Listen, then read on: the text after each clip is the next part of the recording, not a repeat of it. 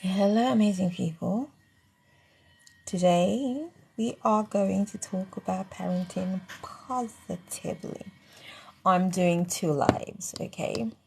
So one of the live is on Instagram. Hi, Instagram family. I'm here with what I wanted to talk about today about parenting positively. Let me get my notes. How's everybody doing? Today is a beautiful day. It started very well for me. I'm on Instagram, so if I'm looking here, I'm also here, and I'm also here. So I'm doing it on both platforms. I'm doing it on my TikTok, and I'm also doing it on my Instagram. Okay, you guys doing okay? Perfect. So today we're going to be talking about parenting positively. How can we parent impact positivity in our children today? So let me get my notes ready for you. As you know, a good teacher always have to prepare, as always. Well, when it comes to parenting, especially for us Africans, it's one of those things where we have to constantly keep learning, because parenting in Africa and parenting in Europe is two different things. And sometimes there's a little conflict in the parenting. And some people will say things like, oh, all of you people, you are now in Europe, you're behaving like XYZ race. And sometimes people will be like, oh, all of you people in Africa, what you do is so inhuman. And it's true. So finding the balance is more or less what I do when it comes to parenting. And as many of you do know, I have 6 amazing children. And my eldest daughter is 21. My second daughter is 19. I have my first boy who is 16. I have my second boy who is going to be 15. Then I have my third daughter who is 7. And then I have my youngest son who is 3 years old. Okay, so when I'm talking about parenting positively, it first starts with you, the parent. Okay, and most parents, like I said, if I look here, I'm looking at Instagram. If I look here, I'm looking at TikTok, because most parents, don't know when it comes to parenting. It starts with you. How do you feel about becoming a parent? Why did you become a parent? What are the reasons you made a choice to become a parent? And I think it may sound like, yeah, but why would I want to say that? Is that not the right thing to do? No. Parenthood is not given to everyone. Not everybody are supposed to be fathers. Not everybody are supposed to be mothers. Okay? It's a choice. And whenever something is a choice, they always have to be backed up with a purpose. Do you understand? So there has to be a purpose why you gave birth to those kids. Okay? And I always give an example is with me, with my children. If you ask me, but why do you have so many children? Like you can see in this chain, I have all of them here, all the names on the chain, on the footprint. It's because when I was a little girl, I've always wanted to have a big family. Forget about the how it comes about. I've always wanted to have a big family. So when I started having my children, I was first and foremost mentally ready, spiritually ready, and physically may not have been prepared for it. But in my mind and my spirit, I've always knew I will have the children that I have today. So, like I said, how to first of all become a positive parent, it starts with you. You need to know your reason. Why did you have kids or child? If for some of you just have the one child, why did you have that one child? What is the purpose? What is the one plus you want to give to the children? We're going to really talk today, because I don't want to rush it, because these are very subject that's very core into my heart. Okay, because a lot of people look at me and they ask me things like, how are you managing with all these kids? How are your children well behaved? How are your children, they're just so cultivated, they're just so cultural. And I tell people the same thing, because I started with me. I had my children with a purpose. I did not just have them because I felt like it was just time for me to have a child. No, there was a purpose why I had my kids at the time that I had them. And when you have a purpose of why you're doing something, irrespective of the challenges and difficulty that something may give you, because of the purpose, and because the purpose was the foundation, you will overcome whatever challenge it is. And this is me. Because I know why I gave birth to my children. Because I know the purpose of that. So even if they were going through the teenage year and they will come to me, I can say no to them. And even if they say, I hate you, I don't want to speak to you, you're not a good mom, I don't care. I know the purpose why I gave birth to you. And that's the purpose that's gonna happen in your life. Because if I didn't want to give birth to you, I will not, because I've done that too. So giving birth to children is a choice. It's never an accident. It's always a choice. It doesn't matter how it came about. It's a choice. And unfortunately, if you do not know the reason why you gave birth to those children, as they grow older, you will slowly become detached with them. Even worse, hate the person that you made the thing with. So it's very, I said the thing, they're not thing. But actually the spiritual being, to be quite honest, they're not even a human, okay? Before they even come in a human. So I do apologize. You're not a thing, okay? You are a real thing. But when I still speak, I see kids, how God sees kids. God sees children as nations. He doesn't see children how we see children. Reason why I always tell people, you do not stay in a relationship because you've had kids with that man or because you've had kids with that woman and you're so worried that if you depart or you go your separate way, it's going to affect the children. Let me tell you something today. It does not affect the children. It does affect the children, however, to remain in a relationship when they can see mom and dad communication is not flowing. Children know when you're pretending, by the way, just for I put it out there. Children know when you're pretending. And by you pretending, what you're communicating to them is it's okay to pretend to be liked or to like somebody else, even if you're not happy. So when they do go out there in that office and they start to work, they're going to pretend to be friends to that person who they know that they're not happy with. Because if mom and dad can pretend to be together, they too can pretend to be together. So I don't advise parents, if there's an issue, you can always separate and see how it goes. But one thing you do not do is you do not communicate lies, pretend to your children. You cannot pretend to love each other when deeply you know there's no love. Because kids, unfortunately, do pick up these things. And because they pick up these things, they internalize it. And it later on will come out when they get older. You may think like, oh, but when he was young, she was young, she was absolutely fine. But ever since they became an adult, oh my God. Because a lot of parents, in their minds, they think children remains children forever. The most error many Africans do is that when children are young, is if anything, is a moment where you have to get yourself together. Check your mind. Check your reason why you gave birth to them. It's better off to raise children in separate places where they can see that my mom is happy, my dad is happy with the personal life, but we can also be happy. Learn to communicate to your children that it's okay not to be around a toxic relationship. It's okay not to be around people that don't make you happy. But when you're pretending to be together, you're not helping your children.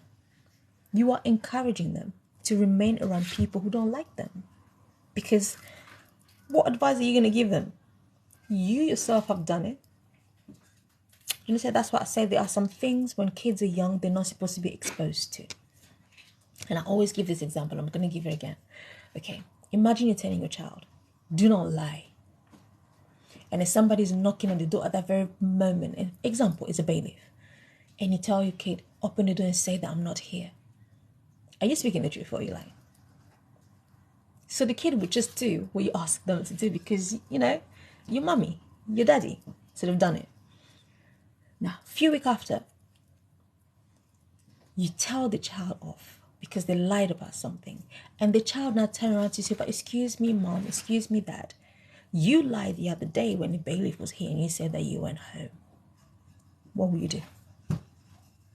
Most African parents that I know, you will shout at the child, you will slap the child, even punish them for telling you the truth. And this is why I'm saying that we do not teach our children how to be positive. We model positivity around them. It's very important. How I've done it with my children is that no matter what madness I want to do, no matter how I want to drink myself out, knock out, I'll never do it in front of my children. I will take a trip, I'll take a break, I'll get my mom to come in to look after. I'll go out and have my fun and come back home. I don't allow anyone to walk in and out of my home. Why? Because I am modeling a positive behavior to my children, and I may not be perfect, but I know they're vulnerable. I know they're at the stage where they will not understand, but there will come a time when they will understand. And that's a whole different things. And especially me who have a big family, I have children from the age of 21 all the way to 3. I'm very intentional when it comes to giving advice to the older ones. I would never give them advice in front of the younger ones. Even if I have to tell them off, I also will not tell them off in front of the young ones. Why? Because the young ones are watching. It's another way of saying, okay, if mom can talk like that to them, I can do the same too. No. What you do, you push the young ones out of the way, or you go out for a walk or something and you tell them off. Where it's just you and them. No other children, no other people involved. That's how you parent positively to your children. Because when you do that, you're giving them the self-worth, the self-respect. And they know that you're not out to get them, but you're just out there because you want what's best for them. So it's very important.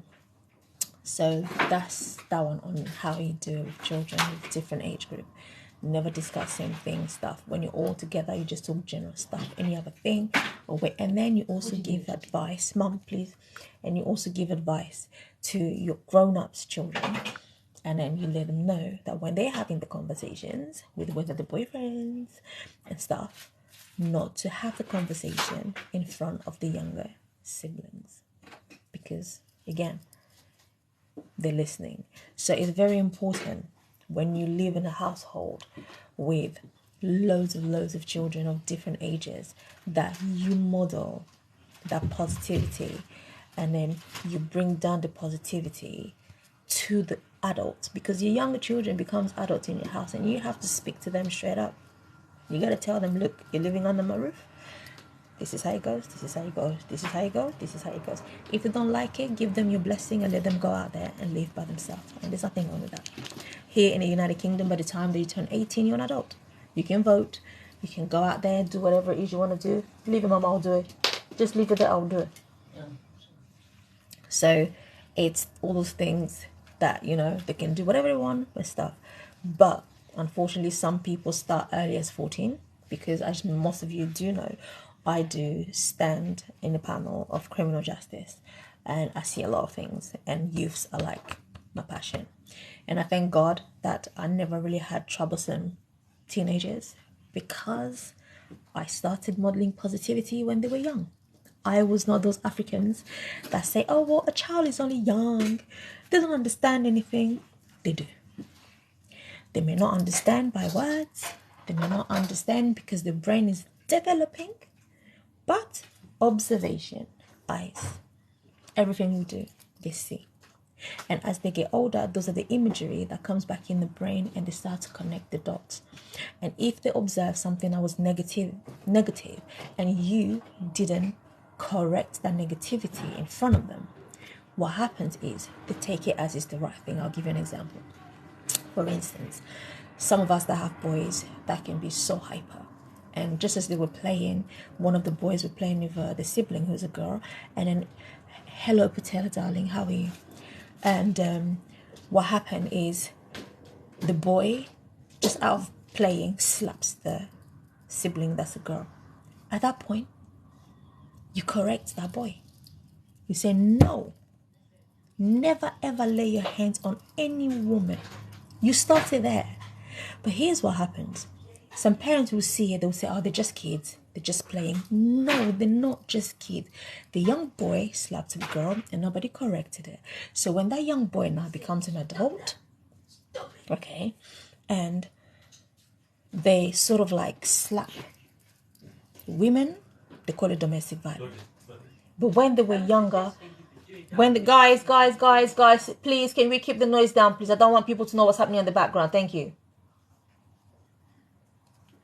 So sorry about that.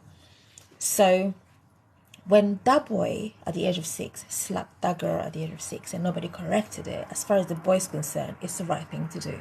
So what I tend to do is when things like that happen in my household, I sit the both down. I know that maybe the girls wind the boy up to do what he did. I will sit the both down and the both will get the telling off. Okay, the girl gets the telling off. Say if somebody tells you no, it's no. Okay, you don't touch anything, you don't do anything, you don't push, you don't lay your hand on them. So it's because you lay your hand on them that they reacted on you, because what could happen. And to the boys, I'll say exactly the same thing. You need to learn how to hold yourself. Okay, if somebody does something to you and is a girl, understand that they're weaker, tell somebody. Or worse, hold them. I literally told this to my boy, hold them, their hands. If they want to hit you, hold them so tight until they calm down. And when they calm down, you let them go. And if they start hitting you, you tell them to stop. If they carry on, you hold them and then you get for help. Why did I do that? Because there are some of these women, unfortunately, some girls that would hit boys who are good, who are raised by, mothers that have morals, mothers who teaches the boys to respect women. And some of these girls may have been raised in homes where it wasn't all like that. So I take time to teach my kids, my boys, especially my boys, on the things to see. If a girl comes like this and like that, just understand, sit them down and talk to them. And this is why one of my boys is like a prefect and a counselor in the school. We're going out 4 years running, and he's helped a lot of people. And I love what I do with him, because I've always said that I may have failed having a good man in my life, but let me tell you, I am raising a goddamn good man. There's always that.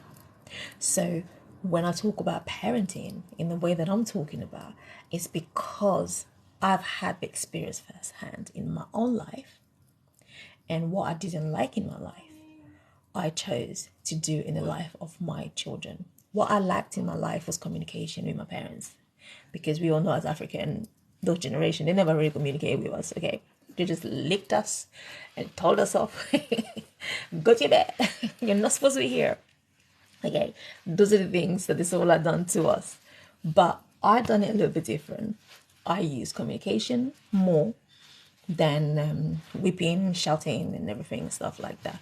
And I communicate to them based on the age where they are, or maybe if not age, understanding. Because sometimes, like I have a 7-year-old. That girl's like, she's going to 32. She has some intelligence in her head. So sometimes I just utilize where they are. I need to ask questions and stuff, and we do. So we're talking about positive parenting and how we can impact, positively, to our children. So this is what I'm talking about. So we first start with ourselves. We need to understand, why did we give birth to these children? Because there has to be a reason why you give birth to children. And if there's not a reason, if you only done it because maybe the husband said you can, or the wife said that she wanted a baby and you need to know why. There's always a reason and a purpose why we do what we do.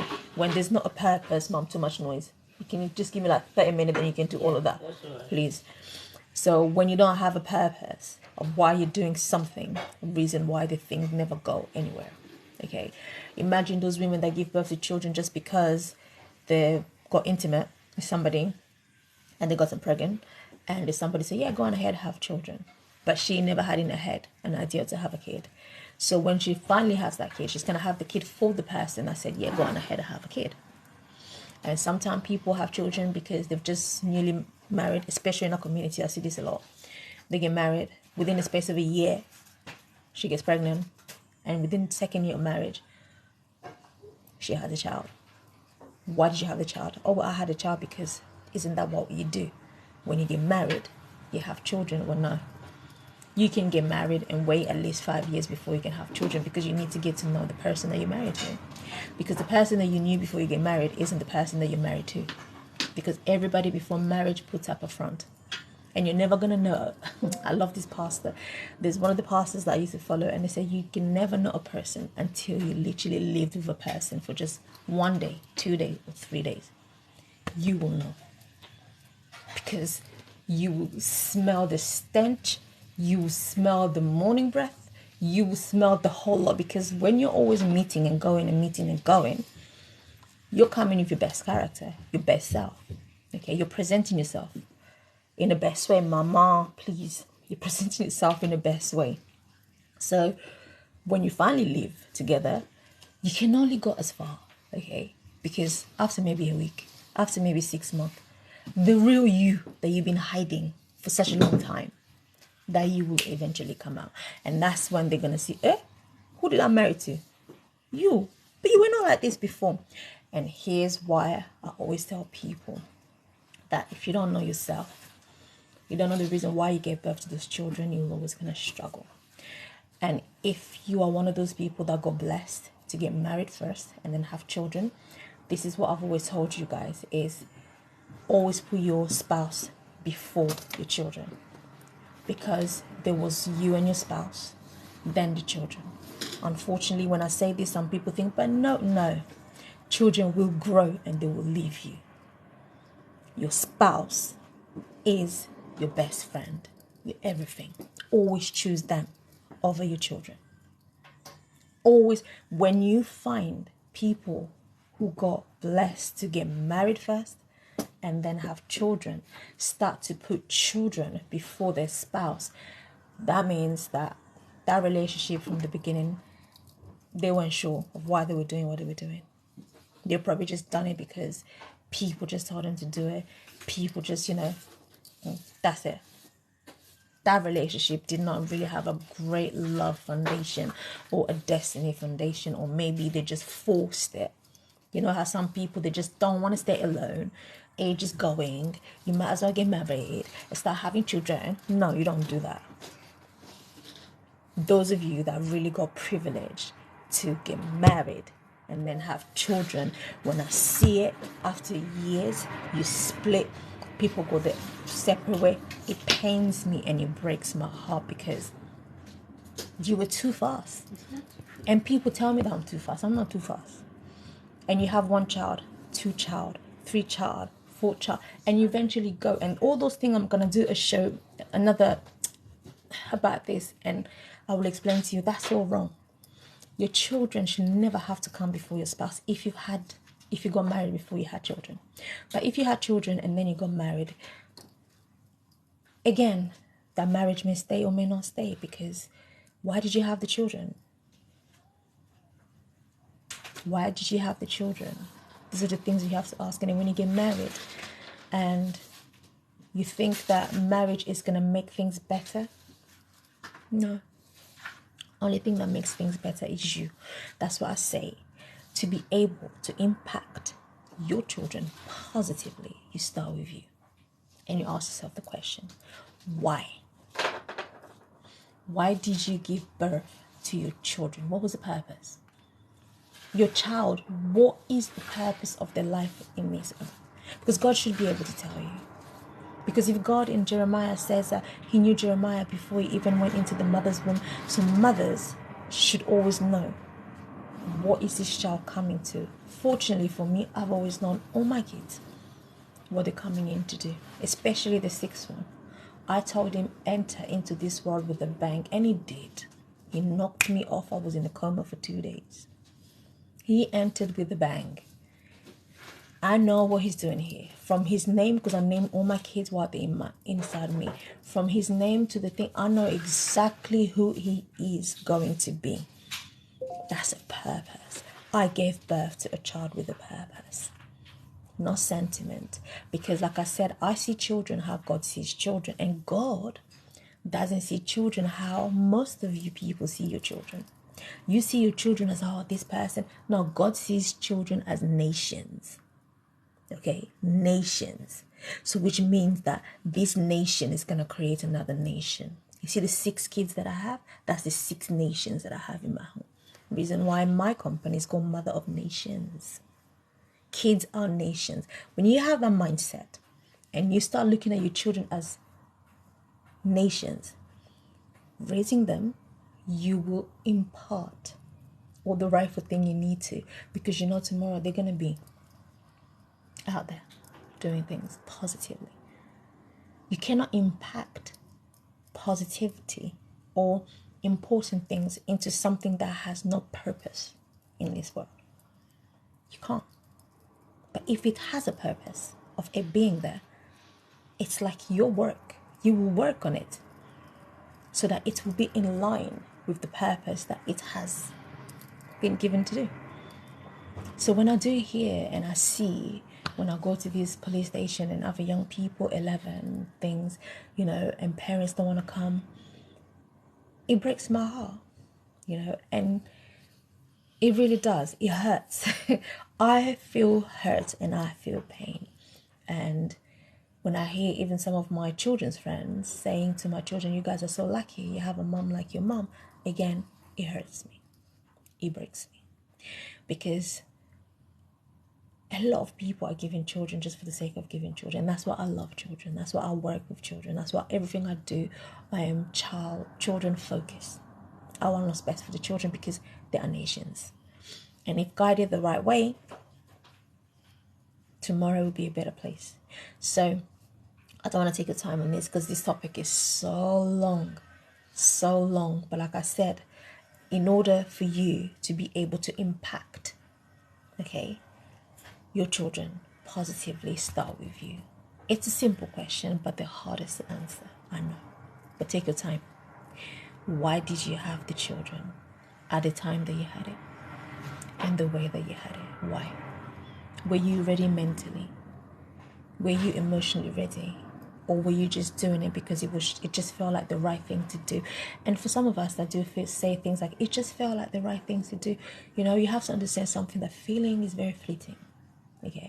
Feelings comes and go. And that's something that life has taught me. I cannot make decisions based on my feelings. I literally have to analyze things and logically make decisions. That's the gift that men do have. But unfortunately for us women, we're feeling people. We're always making decisions based on our feelings. So I'm now learning to not make decision based on my feelings, to make decision based on logical facts and truth in front of me. When I started having my children, I was ready. But before I had my first child, I'd done an abortion before because I wasn't ready. And for me, that was a logical decision to make. It wasn't based on a feeling, because after that I was broken. I just felt like it wasn't the right thing to do. But logically speaking, it was. Because mentally, I wasn't in the right place. I was not myself. So when I now carried on having a kid, I was mentally ready. And this is what I tell people. You cannot go through the same place twice. Let me explain that. When I gave birth to the first child of, say, the first man, and I saw how challenging it was and how painful it was, I will have to be mentally disturbed to go back to the same person and have a second child, married or not married. Too often we live in denial because we don't know ourselves, or we don't know our self-worth or self-value. A person that's kind will always be kind. Even when you're not kind, they will always be kind. And a person that's not a kind person, they will never be a kind person, even if you are kind. Do you get? So what I'm trying to say is, sometimes the answers of all the challenging issues that we've been going through has already been given to us, but we are in denial. We as black people have this, not just black people, but any people, have this thing about people change. Oh, they're going to change. Okay, they're going to change. That's true. But you could have been somebody that came into that person's life just for a season or for a purpose, and you need to move yourself out of their life so that they can change. Because as long as you are in their life, they are going to keep relying on you. And that's how sometimes we mess up people's destiny. Okay. And it's like, have you ever heard of those ex-wives or ex-husbands? The ex-wife could be things like, oh, I'm not with my husband anymore, we're divorced and things, the kids are there, but if I need him for anything, he's always there for me. Whereby, when you do that, you're holding yourself back from your destiny. And similar with other men, they'll be like, yeah, because they're so used to the wife, they're no longer together, and they may have been in a high position. But if I ever find myself stuck in something, I will always call them. Those are the things that God doesn't like. Those are the things that God gets so jealous. Because if you knew that you're going to always rely on that person for the rest of your life, why did you divorce? Why did you separate from them? Destiny doesn't separate from us. If that person was a man or a woman of your destiny, why did you separate? You separated because the universe and life is trying to tell you that you were only together for a purpose and a season. Let it go 100%, do a 360 turn and move on. Until you're able to do that, you're never going to find something that's going to be better, because what happens is, where you want your blessing to happen, God had already moved to the next place where it's supposed to be. So because you're not there, your blessing is not waiting on you with the person that you chose to go separate with. Is waiting on you with the new person that's coming up there, if there is any new person, because chances are there may not be a new person, but there may be a new project, a new lifestyle, a new everything. So these are very important. This is why I tell my clients to work more on themselves. Okay, a lot of them, I saw this, that. No. When you're always projecting things from outside, it's a sign that you're running from what's on inside here. You face what's on inside here. You deal with it. Because once you deal with it and you face it, what's going to happen is you'll be able to see clearly. All these blocks will eventually go. So, parenting positively, it starts with you, unfortunately. Okay? And with the question I've just asked you, why did you give birth to that child? There's no right or wrong answer. But based on the answer that you're going to give me, I'm going to again ask you a question, again ask you, until we get to the layer of the reason why. And that's how I work with my coaching. And that's how I assist people. So when I'm presented with a child in front of me who has committed crime, and the parents are usually there because it's usually like at the referral order panel, when I speak to the children, I first observe the relationship they have with the parents that's there, and too often the relationship is not there. They talk over the parents, and a child talking over the parent is not disrespectful, by the way. For some of you that feels like, oh, it's disrespectful, it's not disrespectful. When you see a child speaking over a parent, it means that they're holding so many things inside of them. And there's a lot that the parent has done to destroy their spirit. That's why the spirit has now built this wall where it's like, no, I've had enough. You can't be talking to me like this. And that's how they react. Okay. And I'm a parent myself. I've made those mistakes too. Like I said, there's not a manual, but there is a manual that teaches you how to be parents, and the manual is you and your child. That's the manual.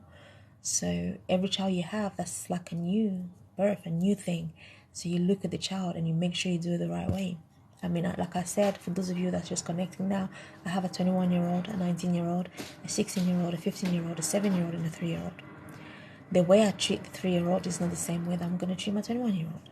My 3-year-old, I understand, he's at the stage where he just wants to keep hugging mommy all the time. Even when he's sleeping, he will leave his bed, come to just climb you. He doesn't ask. As far as he's concerned, you're my mommy. Your body is my body. If I want to climb you and lay on you, I will do that. If I want to hug you anytime, you can't say no. That's the stage where it is.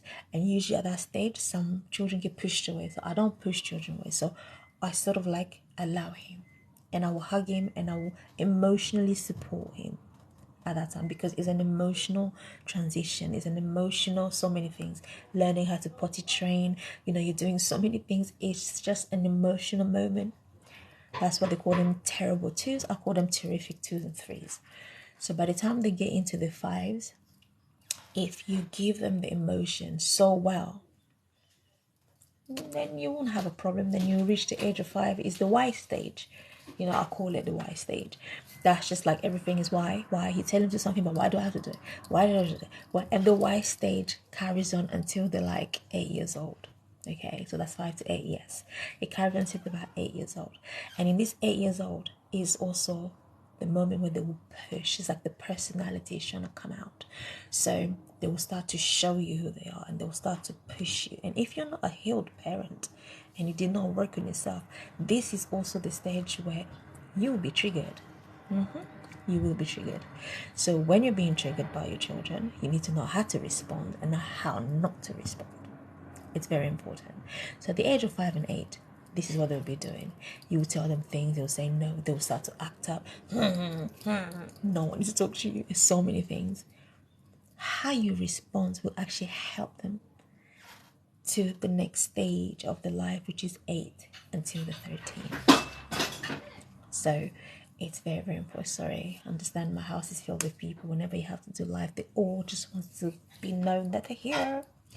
So yeah, so it's very important. So the most crucial age, okay, for me, and from experience and from being a childminder and having gone through the NCMA courses, is not to 8 years old. Not to 8 years old is the moment that you do everything in your power, that you educate your children, that you impact them positively, that you undo anything that you may have yourself sowed negatively. That's the stage where you correct. That's the stage where you undo what has been done and redo. And that's the age, not to 8 years old.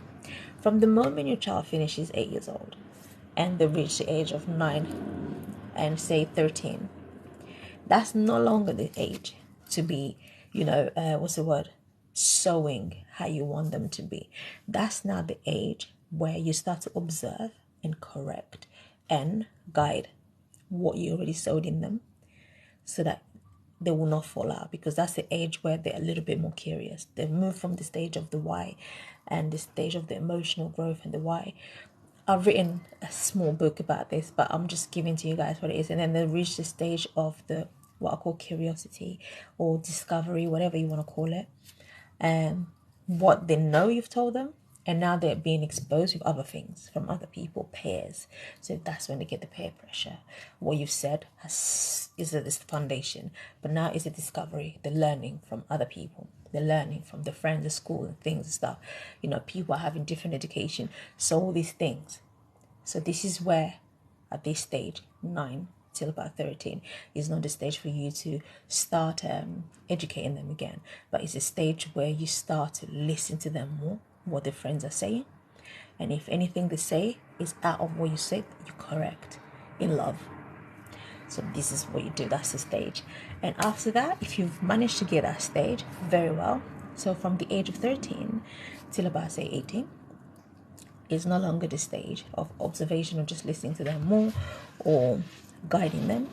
It's now the stage of supporting them in all form. It's the stage what I called the non-judgmental stage, because now they're going to put into practice everything that you've sort of like given them. Okay, so when they're putting all those things in practice, where they get it wrong, watch how you will advise them. And when you give them the advice, let the advice be non-judgmental. Okay, because from the age of 13 till 18, one of the things that teenagers are struggling with, the body is going through a lot of transition anyway, and at that time they need a safe haven. At that time they need somebody who's going to be non-judgmental. Unfortunately, a lot of parents are still dealing with their own childhood trauma, and when these children start to act and behave in a particular way, they don't have the peace in them. They get triggered, and when a parent gets triggered and they start to lash out, and the person in the age from between of the age of 13 and 8, you lose them because they don't know what's going on in the body. They don't know what's going on in their mind. They don't know what is this new stage. But if you're a healed parent and you have a teenager going through those things, all that's going to be is just you listening, giving advice, non-judgmental advice. So by the time now they will reach the age of 18, you will realize that that child wouldn't want to leave you because you've created a safety net for them. They now know that you've been a parent that's taken them from the emotional growth to, the curiosity and the why, and to where they are now. And they can see the different stages. And unfortunately, these are things that aren't taught to us Africans, because all we know is shout, hit the children, speak bad thing about the children. You can't talk to me like that, you're a child. And that doesn't help. So this is just things I wanted to give you guys, at least up to 18. So from 0 to about, say, 0 to 4, 5, 0 to 5, the child is just emotional. It just needs love, nothing else. So you just have to love them. Anytime they want to come to you, they can come to you. They can do whatever. You just do nothing but love. And anything you do with them, whether you're shouting at them or doing something, or they've done something wrong and you want to tell them off, you do it in love. Like, oh my God, did you do that? But you know what? It's okay. From 0 to 5 is the time where you can model to them that it's okay to sometimes drop your glass of milk. It's okay to sometimes wee in the bed. It's okay. That's when you model that, not everything is bad, but it's okay if you do it anyway. It shouldn't matter. So from the age of 5 till about the age of 8 years old, this is the age where, is the why age. There are so many questions. There are so many whys in everything that you do to them. So because you do that, all you have to do is just make sure the answer that you're giving them are, understandable and they can manage it. However, if you don't have an answer to give, I don't want you lying, okay? You shouldn't be lying. You should not be lying, okay? So you can't be lying because they will grow older and they will find out what it is that you told them was a lie, and they will come back to you, and then every other thing that you've told them is going to become like a lie. So 5 to 8 years old, every question they ask you, you answer as honest as you possibly can. And if you feel that the honesty that you're going to give them is going to cause a bit of issue in the mind, you just tell them, well, I'm going to answer you when you're a little bit older and a little bit wiser and understandable what it is, but I can't tell you right now. Is that okay? That's how you say it. And they're probably going to say, laugh, say, but why not? Say, you're still a baby. Give them a kiss in the forehead, kiss on the cheeks, whatever. Hug them and play around with them. Say it's okay. And that's it. What you've done stayed in them. So by the time they get a bit older, that question will come again. And they will want to ask you. And then you see that, okay, they're old enough and I can tell them. And you tell them. So there are ways to do, and that was 5 to 8 they do the whys. So from say 9 till about 13, like I said, it's no longer the whys. It's no longer you telling them what to do. It's now you trying now to remove and guide them with the word that you said, because at this stage they're meeting friends, they're meeting teachers, they're meeting all sort of different teaching outside the home. So for that reason, you have to be more listening at the age of 9 till 13. Pay attention to what they're saying, because too often they're still naive and our children announces things to us. Okay, they announce things to us, but because we're not trained to listen actively to them, we just look at it as, they're just being kids. No, kids aren't just being kids. Kids often are communicating things, but we just don't pay attention. So that's that. That's 9 to 13. So from 13 now to 18, this is the stage where you have to become non-judgmental. You're going to be a parent, but a non-judgmental parent. You have to create a safety net for them because they are the teenager years. Things are changing, peer pressure, you have to set discipline. You have to set boundary towards them to you too. that they are not allowed to do this. If they say things out of context, you will react to it because you're human too. This is the time. 13 to 18 is a time where you model these changes. Is when you model how they should be treating people, how they should be doing things, because you are going to be the first person in their life that they're going to treat bad.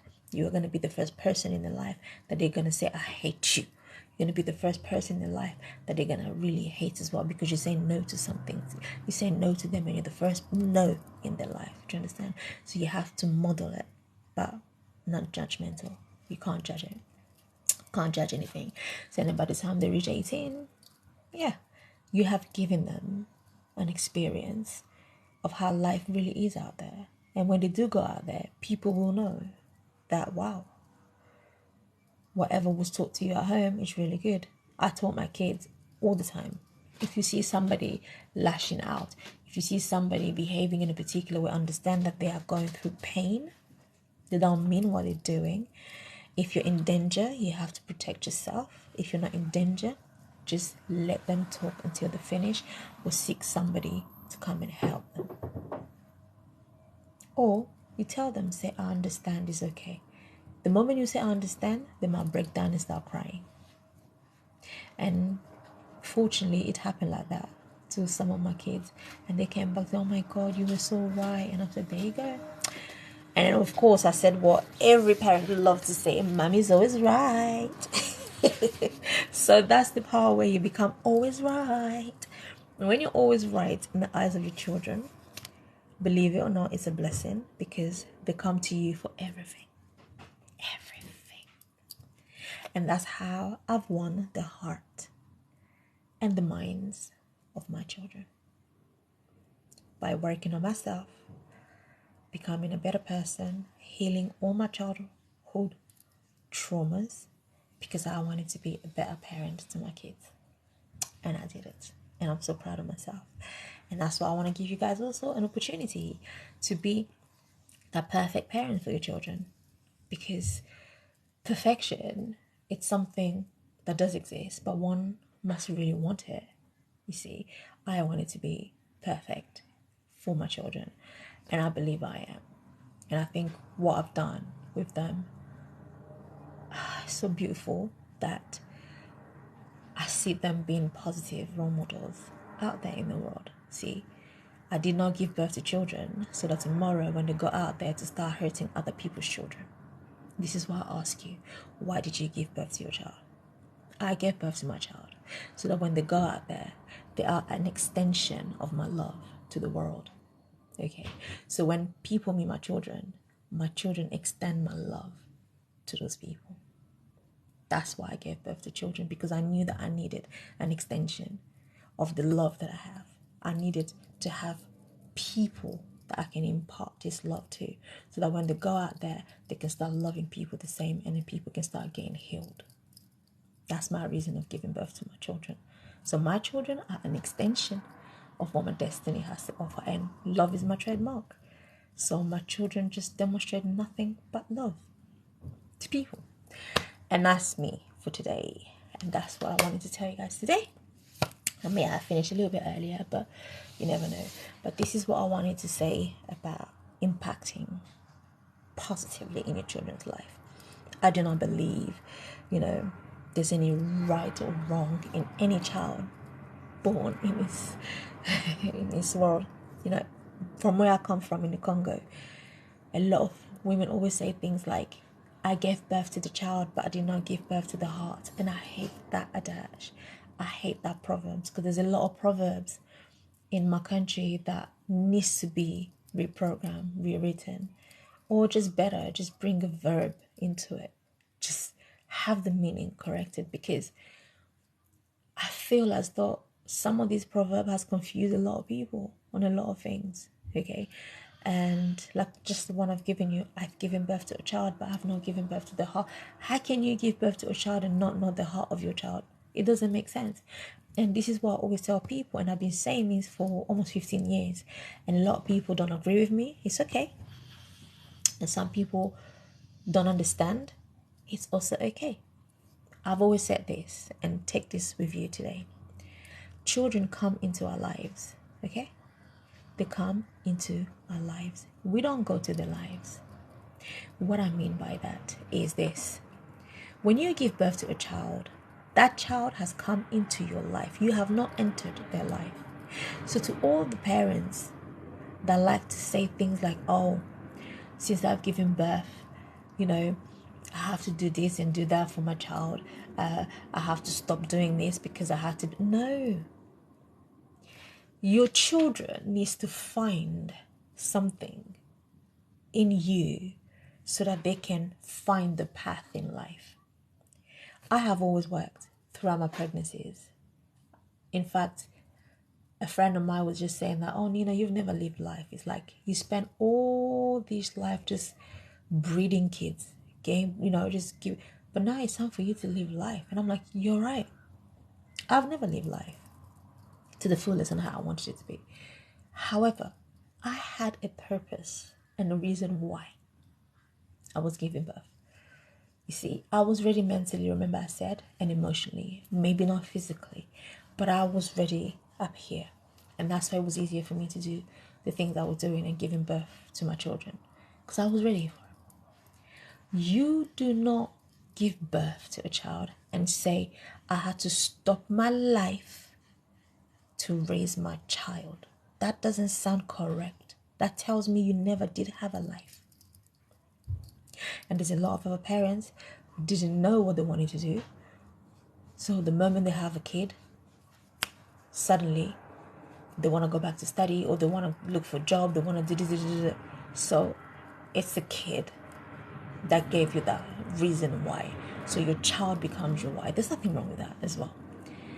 But in a way, it doesn't sound right. Why must there be something else outside of you to come in your life for you then to find sense in your life? Let me repeat that again. Why must there be something or someone from outside of you to come in your life for you to find sense of your life? When really and truly, you should make sense of your life yourself firstly, if you looked inside of yourself. And this is why I ask you, why did you give birth to those children? What was the purpose of giving birth to the kids? I hear a lot of parents say sometimes, oh, the moment I gave birth to my children, I changed. That's good. It's not bad. It's not right or wrong. But I always throw another perspective. Why did you have to give birth to your child to change? That's still something outside of you. Why did you not just look inside of yourself and change? Because we come from family which don't show us self-love. That's why. We were never taught self-love. We were always taught take care of other people. It's important. You come from a good home, but you have to take care of other people. Nobody teaches people how to take care of themselves. And I started doing that with my kids, my children. How to take care of themselves, how to put themselves first. And that always works. And has been working. When they don't feel like talking, I will not ask them. I'll ask them something like, can you do this for me? Oh, you know what? I don't feel like it, Mom. Say, that's okay. That's fine. Another one was like, when they take the recycling bin, I got a message, a WhatsApp message. Please, can you just take the recycling bin? Because I don't feel like going out today at the moment. I said, okay, sure, no problem. Why? Because it's thinking of them. They're seeing them first. I'm not like, yo, get up and go out there, do it. I work for you. I bring money in this thing. I pay the gas and electricity. No. Because when you do treat your children as a human being, what you're doing is you're putting a high bar on how other people outside should treat them. When your children come to you and they say things and they can't do, what you do is you respond how you will want people out there to respond to them, because they are going to go out there. Yeah, you enjoy them while you have them now. It's not wrong with that. Whether you like it or not, your boy will find a woman and a woman will be everything and you will not be everything anymore. Yeah. Yes, and your girl will find a husband and the husband will be everything. You will not be everything. What will you do if you're not sure of yourself? if you've not got inside and repaired yourself and build yourself to the point that another person's lack of love isn't going to change the love that you have for yourself. Self-love is important. You see me, I am ready for that next stage. When my daughters get married, my sons get married, I love me. I'm not going to feel lonely. I'm not going to feel like some part of me is gone. No, I'm going to be so happy. I'm going to travel the world. I'm going to do more of this, to help people. And I may have my grandchildren. And my grandchildren, boy, they're going to be so blessed. That's all I can say. Because I'm going to do exactly the same thing I did with my children. And I say, bless them, impart love into them. And I say, so this is the reason why I tell people, when you have a very challenging child, first thing you should ask yourself, why did you give birth to them? What was the purpose? And because sometimes when you did have a purpose of why you gave birth to them, you can always somehow hold on to that purpose so that your reaction will not be out of purpose. Because if you don't know the purpose and you react out of purpose, what happens is you ruin your own child. You ruin your own child, and then the peers take them, the street takes them, drugs, women take them. It's very important. It's very important to work on yourself as a parent, okay? There's never a time to start working on yourself as a parent, okay? I started working on myself as a parent on my 4th pregnancy. Look at that. So it was time to repair what was what was paining on here, because I wanted to be the best parent for my kids, and I am. And I'm happy that they are happy, because happy children is happy mom, happy dad. That's what it is. And their happiness, by the way, is not because you've given them a bigger house, you've given them, all the luxury of the world. It's because you yourself on the inside are truly happy. Because women, you have to understand that, I said it, I think yesterday, that we don't have seed to have children, okay? The seed comes from the man. Now, when you work on yourself, you become a soil. You become a territory. So when the man sows the seed, irrespective of how demonic or whatever it is, this is supposed to be like, if you built this house as a wise woman, every child that will come out of you, it's like fruitful, very good. So you become like that tree that's planted in the water, bearing fruit every single season. That's how it is. But if you destroy this whole body yourself, any seed that comes in here will always produce not a good seed, because of the woman. And this is why I always tell men, be careful the kind of women you choose to create babies with. Because some women, they have destroyed the whole body. And when they give birth, they don't give birth to anything good. They give birth to issues, problems, troublesome. But there are some women, when they give birth to children, they give birth to peace, calm, joy, laughter, love. Do you understand? So it's very important that you get to know these things. But that's another whole topic altogether. So that's me, Niina, life coach, amongst many other things that I do. And I just wanted to come and tell you guys on how to positively impact your children. And the first one I only gave you is, it starts with you. Why did you give birth to that child or children?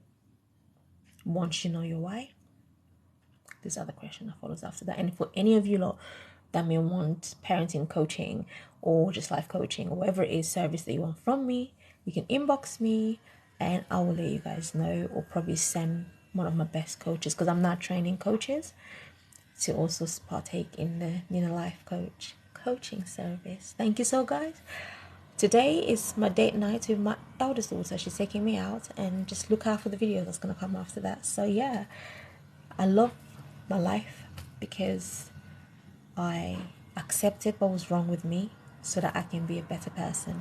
So denial sometimes, it holds back on what we should be getting. Thank you so much. Bye bye. Say goodbye to my TikTok people.